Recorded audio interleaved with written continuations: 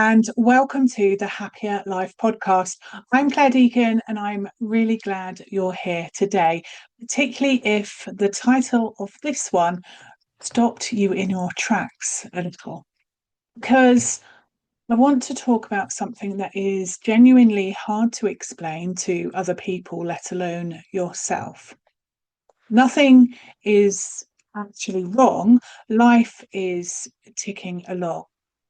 The job is there, family is there, the diary is full, and yet there's this weight, this pressure without a source. This feeling that you're carrying far more than you can see, and that you are one small thing away from it all becoming a bit too much. And then because everything looks fine from the outside, you feel confused by your own experience. You may tell yourself to get a grip. You compare yourself to people who have it harder and feel guilty for struggling.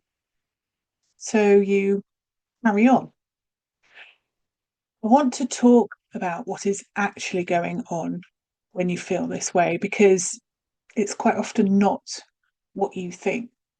So let me be specific, because it's in the detail is where you get to be seen and feel heard. The overwhelm I'm describing isn't loud. It doesn't announce itself. It's more like a pressure from the inside, like you're a glass that has been filling slowly for a long time and nobody has noticed because you keep finding ways to hold the water in. You're fine in public, you handle things, you get through the days. But privately, in the evenings or in the car between things, or at 3 in the morning when your brain won't stop, you notice you're not really okay. You're managing rather than living. Some describe a kind of emotional rawness. Things that wouldn't normally touch them are landing too hard. Small frustrations feel enormous. You find yourself crying with no clear reason or snapping at people you love and then feeling guilty. And the guilt adds into the pile itself. So, if any of that has just landed somewhere familiar in your body, stay with that for a second, because that recognition is your signal. So, that's what we're going to be talking about today. And here's what I want you to hear clearly: you're not struggling because something is wrong with you. You're struggling because your nervous system has been carrying more than it has been given credit for, and that has a cost to it. The most important thing to understand about this kind of overwhelm is that it is almost never about today. It's about the accumulation. Your nervous system doesn't process emotional load like a to-do list where you tick something off and it's done. It works more like water in the soil. What doesn't get properly absorbed stays. And on a day when nothing is particularly wrong, the levels reaches the surface. This is what I call cumulative load, the daily absorbing of others' needs, the managing of everyone's emotional experience while quietly setting your own one to the side. The constant low level monitoring is everyone okay? Does everything look right? Am I doing enough?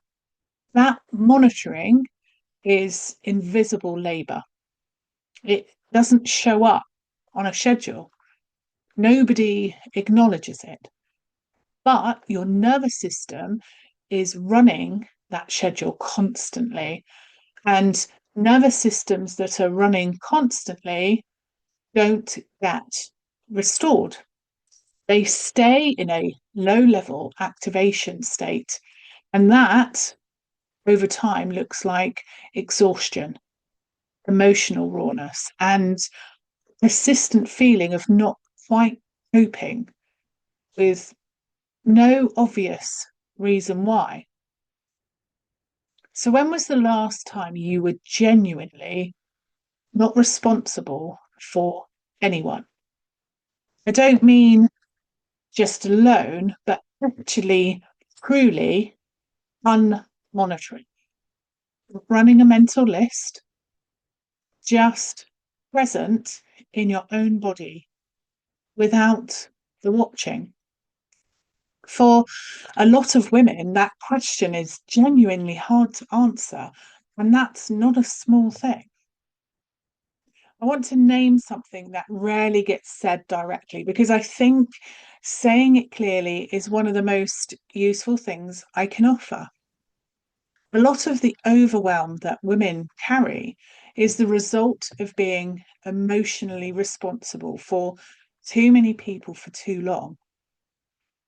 Not because the people in your life are terrible, but because you became the one who holds the emotional weather of the household, the one who adjusts herself to keep the peace, the one who notices when someone is struggling before they say, and quietly does something about it before it becomes a problem. That's an enormous workload, and it almost never gets named or acknowledged because it happens in the body and not on a whiteboard and not on a list. And it builds a particular kind of tiredness that many women feel uncomfortable admitting to because there isn't that direct alignment towards the source. Not resentment towards specific people necessarily, more kind of a deep bone level exhaustion with being the one who absorbs everything, with being the one whose needs come last, with performing retainers whilst running on empty. How often do you say, "How are you?" Well, I'm fine, when really you're just about hanging on. If that landed somewhere and you feel it, I want you to sit with it for a moment rather than to push past it. The fact that it landed with you is information. Let me tell you what I see on the other side of this, because I think hope matters. And I've seen this shift. I've seen the shift happen up close. I've experienced it myself. When you genuinely understand what your overwhelm is actually made of, not the surface version, but the real version, something starts to change. The overwhelm gets a shape, and things with a shape can be worked with. You start to notice the difference between what you are genuinely responsible for and what you've been carrying that was never really yours in the first place. That distinction alone is bigger than it sounds.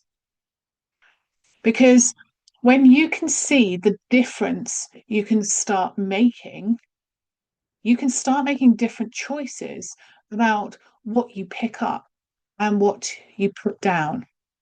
And you begin to recognize the early signals, the specific feeling in your body that tells you the load is getting too heavy before you hit the point of overwhelm. That recognition gives you something precious. It gives you the chance to respond to yourself before you've run out of everything. The version of life on the other side of this isn't a life without challenge or responsibility. It's a life where you're actually in it rather than managing it from behind the glass, where you wake up with something in the reserves, where the small things land lightly because the baseline isn't already so full. That is available to you. And it starts with taking the overwhelm seriously rather than pushing through it. If something in today's episode, something that I have said here, has landed with you, please don't push it back down. You don't have to figure out what it means alone. Cuppa and a Chat is a free conversation with me, no agenda and no pressure, just a chat to see whether working together might be the right next step for you. You can find out more and book your session at happya.co.uk. You can find the link in the show notes. So I will leave you with that thought, and I will see you next Wednesday. Take care of yourself.